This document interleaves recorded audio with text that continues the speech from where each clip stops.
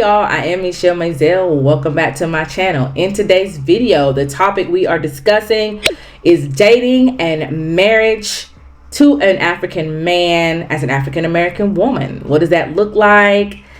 What does the adjusting look like? How can it be successful? We're going to talk about all of that in today's video. Now, as you all know, I am an African American woman. I have been married to my Ghanaian husband for 19 years this June.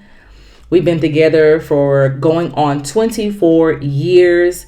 So I think that I am definitely versed, experienced, and being able to share my experiences with other African American women who have a desire to also seek out men from Africa and to start relationships, to date, to marry. And what does that look like? What are the changes that you might find yourself having to do? Is it as hard and as difficult as people always make it out to be? So I'm going to be talking about all of that in today's video. Now, I'm going to be kind of connecting it to a video that came up on my feed. She's also an African American woman, married to a man from Africa, also has children from a man from Africa. And she's basically saying, this is a guide, y'all. If you are African American woman, this is the real deal. We are getting down to it.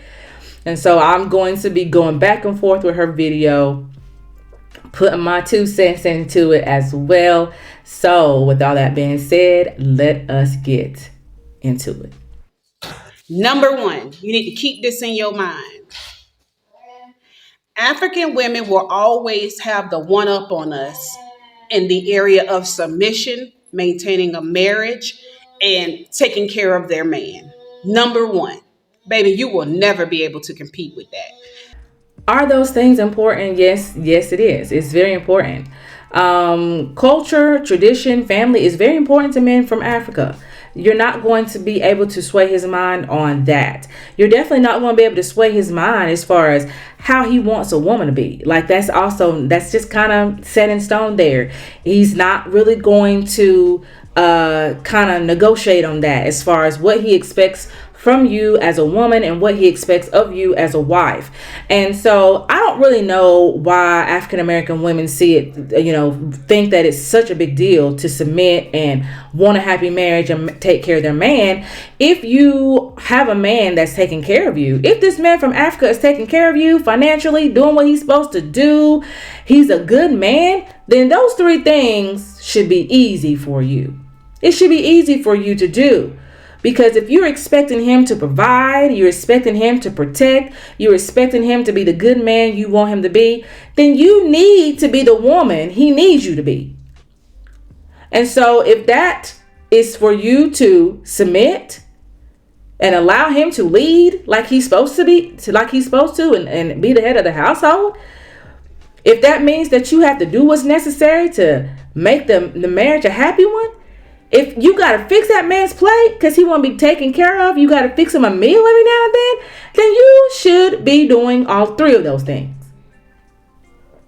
Because I'm going to tell you, when you get a good man from Africa, he's going to take care of you. He's going to take care of you. He's going to take care of your family. And he is going to expect you to do the same for him. That means, he might want a cooked meal every now and then or every day. Who knows? Whatever his expectations are, you really need to listen to him and what his expectations are. And you should be able to meet those expectations. If he's doing what you want him to do, then you need to be what he needs you to be. And there are some African American women, the problem is they're listening to other women who don't have a man at home. You need to be listening to African American women who are successful in their marriages, who are successful in their dating relationships. Those are the women that you need to be listening to, not African American women who don't have a man at home or African American women who had one bad experience with a man from Africa. That's not who you need to listen to, sweetie. Listen to people who are successful, who is doing it right. That's the ones you need to listen to. What is she doing? What is she not doing? What is she bringing to the table and to the relationship that's making it work? That's what you need to ask yourself. That's what you need to be asking them. And the key is following the advice. And of course, the women from Africa are going to have a one up because they're from Africa. They're from that culture. They've been taught since they were young girls how to be as women in that society, how to be wives in that society. So, of course, culturally, they're going to know more about what to do than you are. They're going to know how to cook the food. They're going to know how to act. They're going to know the cultural things, the traditional things. Of course, they're going to know all of that. So that's the reason why, for me, I make sure that I cook some of his meals that is Ghanaian. I am definitely learning how to do that. And I'm getting better and better at it the more I do it. At first, I was very fearful of trying the banku and fufu and wache and the red stew and the pepper sauce and all that stuff. I was a little scared to try it because I did not want to fail at it. But what I found is that my husband is very appreciative of me at least trying to cook his food so that he can have some of that food that, you know, he loves to eat. And so at first I kind of shied away from looking at how it was cooked, how these things was cooked, because I just didn't want to fail in that aspect. But over time, I realized that was very important to him. Food, culture, and things like that is very important to men in Africa. So, you know, step outside sometimes, outside of your comfort zone, and really immerse yourself in that culture as much as you can. And he's very appreciative that I at least attempt. And that makes me happy to know that he's happy to see that I am at least trying to step out there, trying to bring some of his culture into as much of me as I can, because that lets him know that I appreciate who he is, I respect who he is and where he's from, and that makes it all the better. Okay? Things that we consider to be repulsive is normal in Africa. They don't run by the same moral code. Okay? Men can predominantly do whatever they want to do. They are the head, baby, and you are not even the tail, girl. You under his feet, under the cement, under the grass where hell almost at. So this is where I start to get a little agitated, because this is the reason why there's some African American women who think so negatively about men from Africa, because they think they all act like that. I can't tell you how many times I've had African American women ask me if is my husband's possessive, is he controlling, and all this other kind of stuff, things that they're hearing everywhere else but from me. And then when I tell them this is how it is, they don't believe me.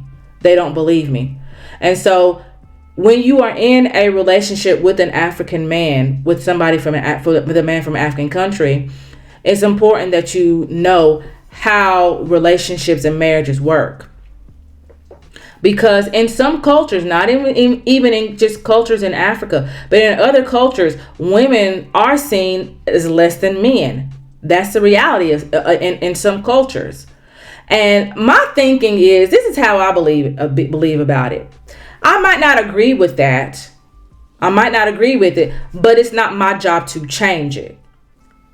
If you decide to be married to a man from Africa and that's what his culture is, that's what his culture practices. They practice that women are less than, that you have to, bow down to him. You have to cater to him. If that is what the culture is saying, and you just cannot get down like that, then don't.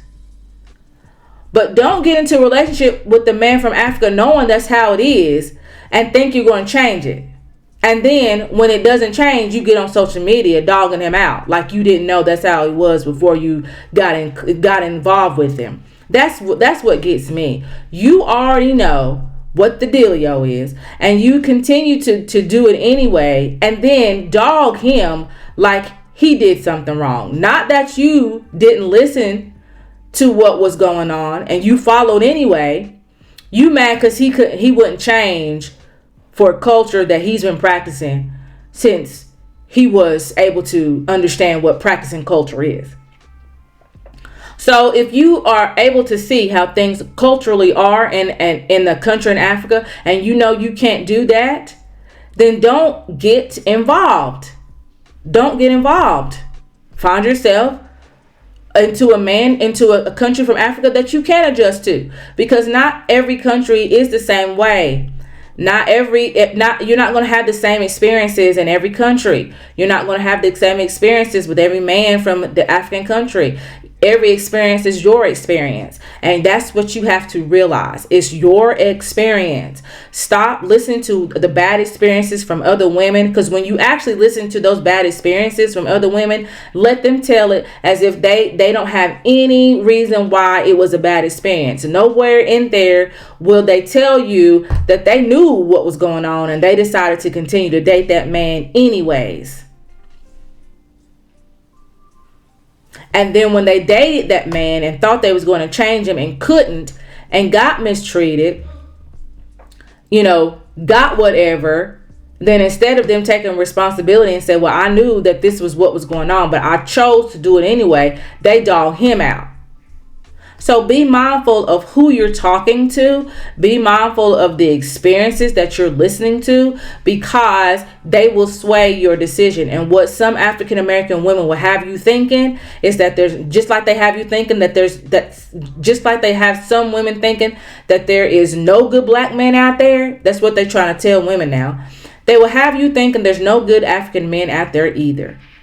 So be mindful of who you're listening to, because there are some vindictive women out there who are bitter, who are sad, who are upset, who are angry, and they want to perpetuate that on the next woman who is happy, who's really trying to find love. And because she had a bad experience with somebody, she wants you to know that that experience is going to happen to you as well.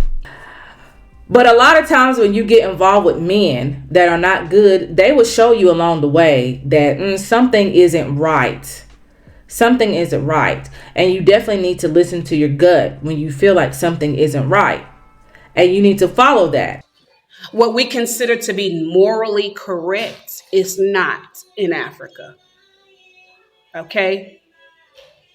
Things that we consider to be repulsive is normal in Africa. They don't run by the same moral code. Okay, I'm going to stop it right there. When she talking about what we consider to be normal, they don't consider this to be normal. Again, that is going into what country that you are in and you doing your research as far as what's normal and not. I don't like the fact that she's making it seem as though what they're doing is abnormal. Like, to them, it is very normal. Some things that we do is abnormal. So you got to be careful when you start talking about people's culture, because just because you don't understand how things are running doesn't mean that it's abnormal. It just means that you don't understand. As an African American woman, it's important that you understand that his culture is going to be your culture. That's just the way it is. And you have to learn how to adjust to that culture. Whatever that culture is, you got to be ready to get on in there. And if you're not ready to then immerse yourself into his culture, then you're not ready to be with a man from Africa. It's not going to work out for you. You can't separate yourself from his family. You can't separate yourself from his culture. You can't separate yourself from his country, because that is who he is. That's his identification. And if you're planning on sharing a life with him, and you're going to have to be a part of that identification as well. And so in order for that to kind of mesh, you're going to have to immerse yourself and understand the culture, and you're going to have to ultimately start doing things culturally in order for there to be some type of understanding, and for it to be known that yes, you are accepting of who he is and where he's from and the culture that he practices. So you got to be ready for that. You have to be ready for that. Now, one of the things that I think that some African American women have a problem with when it comes to families in Africa is that you're not just marrying him. You are marrying his family too. And so African American women don't like that, because in the United States, it's just the two of you and you're a nuclear family, and that's it. There's no such thing as extended family coming in and giving their 2 cents. But in Africa, the extended family really trumps the nuclear families. So you have to be ready for that, because his family's going to have a say in what's going on in your relationship sometimes, and they definitely are going to have a say when it comes to you, especially when if you have children. Like, that is not going to be something that you can get away from. Now, I will say this, that if you marry into a good family or date into a good family in Africa, they're going to take care of you, baby. They're going to take care of you. They're not going to let anything happen to you. They're not going to let anything happen to your children. That's it. You are a part of them. You are a part of their family, and you will be treated as such. For me, there's nothing that my husband's brothers would not do for me. If I ask, if they have it, they will do it for me. If my children need anything, all I have to do was ask them. They would do for them as well. Never had an issue with reaching out and saying, hey, can you do this? Can you do that? They will do it. They will do it. I'm married to their brother. That's all that matters. That everything else is not even null and void. They do the same thing to my family, with my family as well. So that type of extra protection for me has always made me feel good, because if I'm in a situation or somewhere where my husband is not there and they are there, I don't feel unsafe. Because I know that at the end of the day, they're going to take care of me. I'm not going to have to worry about whether or not they're going to step in on my behalf or make somebody mistreat me or anything like that. I know that's not going to happen, because I'm a part of the family. I'm married to their brother. And so now that, because I'm married to their brother, then they are going to protect me as well. So that's all I have to say on that. I am Michele Mazelleغ. Thank you all for watching. Make sure you like and subscribe, and I will see you all in the next video. Bye.